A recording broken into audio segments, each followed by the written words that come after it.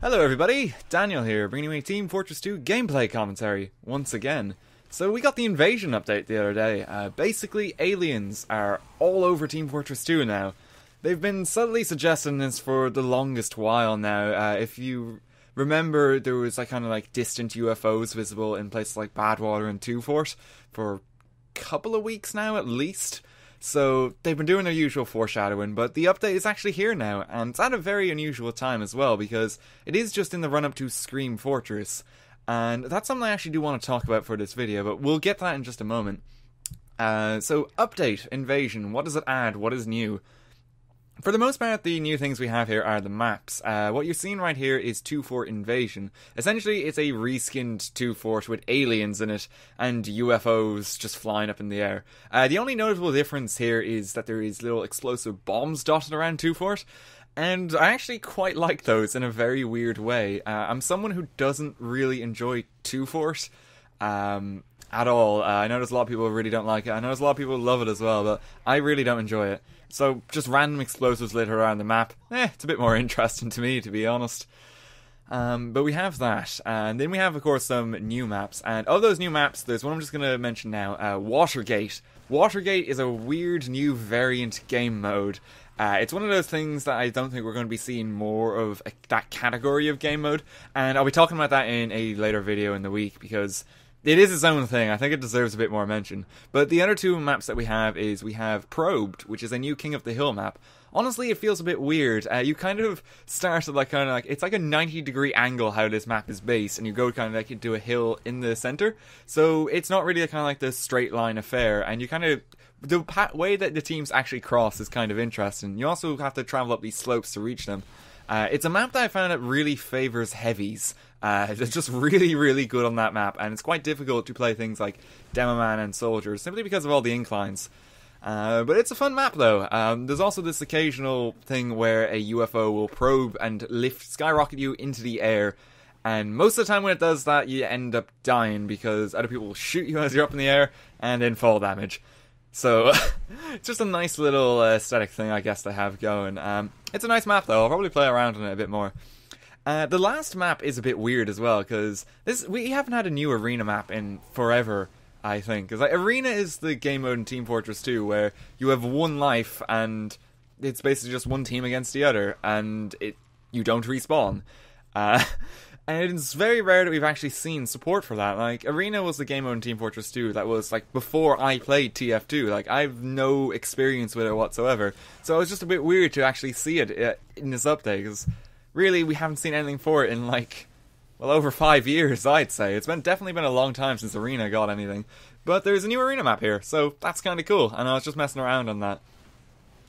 Outside of that, then, we have, of course, new cosmetics. There's a new taunt, alien-themed. There's only a couple of new weapon skins, and they're all kind of sci-fi themed, which I guess is kind of cool. The pass system that they've kind of introduced for this game mode is you essentially buy a ticket similar to how you got the ticket for the gunmetal campaign.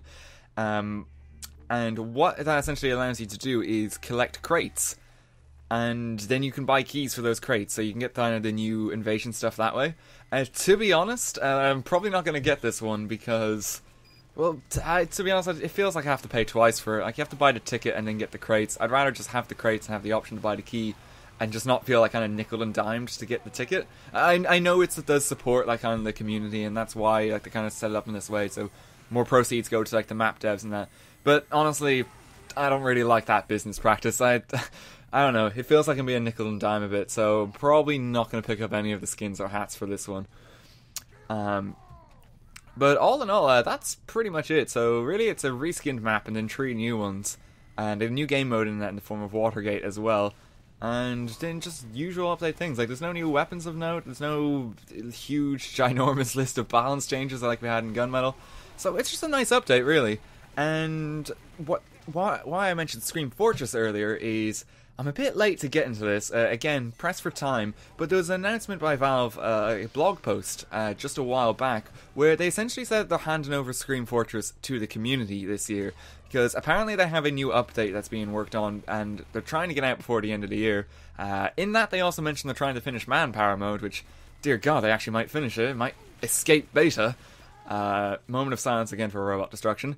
But manpower mode might be leaving beta soon. And they mentioned in that as well, just something I want to bring attention to. Specifically, they announced the new stuff that they're going to be releasing. Their new big update is new maps, cosmetics, and a new campaign with contracts and weapon collections. Just from the way that that's phrased, it's kind of unlikely that we're going to get some new weapons, I would wager. It's just because of the wording of it, because it includes everything else except the weapon bit, and then specifically mentions the weapon skins. But it's kind of nice that we'll have that update before the end of the year, because the campaign system I really enjoyed from Gunmetal. Like, I'm not one to care for skins, but I really like having those bonus objectives and just something to do in TF2. Like, it's just nice to have those objectives, really. But Scream Fortress has been handed over to community, and basically it's going to be a showcase of all the best Halloween-themed community content, is the way they're phrasing it, with items, maps, taunts, and unusuals. So hopefully we get a couple of new maps for Scream Fortress, because normally we only get the one seasonal thing, and normally it's the one seasonal thing with something weird tied into it, like bonus ducks, or just spell slinging everywhere. So that's cool that we might get multiple maps for Scream Fortress. What I will say is that it's a bit weird that they are handing over Scream Fortress though like that, because Scream Fortress is probably the most consistent update they've had, like, every year. Like, they were doing Scream Fortress before they were doing things like the Smithmas update, for instance. So it's a bit weird that they're kind of just like easing up on it, but apparently they are working towards another update. It's just a bit strange to me, because Scream Fortress is something that Valve has always put something of their own out towards. And so this year, they're kind of easing up on it, but it doesn't really matter in the long run, because as it stands, most of the stuff from Scream Fortress updates in recent years is community-created content anyway, so I guess it doesn't matter, but it's just a bit weird. As for the Invasion update, though, it's pretty fun. It's just nice, cool things added to the game, and for those of you who love hats and reskins and that, there is all that stuff there. Watch as the trading economy like bends and buckles over the next couple of days. It's like, if you check now, then some of these skins are going to be selling for ridiculous prices. Wait a week and just watch those prices fall, because that's what it was like for Gunmetal, and it was insane for that. So just for the last minute and a half of this video, I just want to update you all on what's happening in some life things, because as you can probably see on the channel, there has been a lot of videos the last while. I've been really pressed for time, and I'm trying to manage an awful lot. I'm back in college, for instance. I'm managing society things there. I'm trying to self-publish a book at the moment, which is still very exciting and still coming along surprisingly well. But it's quite daunting, and I am pressed for a time. So just on that note, I'm actually happy to say that for the next week, I have quite a bit of stuff lined up. Tomorrow, for instance, I'm actually going to be doing a notice video on 10,000 subscribers, because we hit that just the other week, which is an insane amount of people. Thank you again to everyone who subbed to the channel. It's going to take me a while to get the specials out for this one compared to other milestones, but I will be working towards it, and the notice video for tomorrow is actually going to be the questions video for an upcoming Q&A, because whenever I hit these things, I always do a Q&A. So if you've got any questions, either be related to Team Fortress 2, me, life in general, whatever you like, by all means ask them tomorrow, and you will find a video dedicated to that.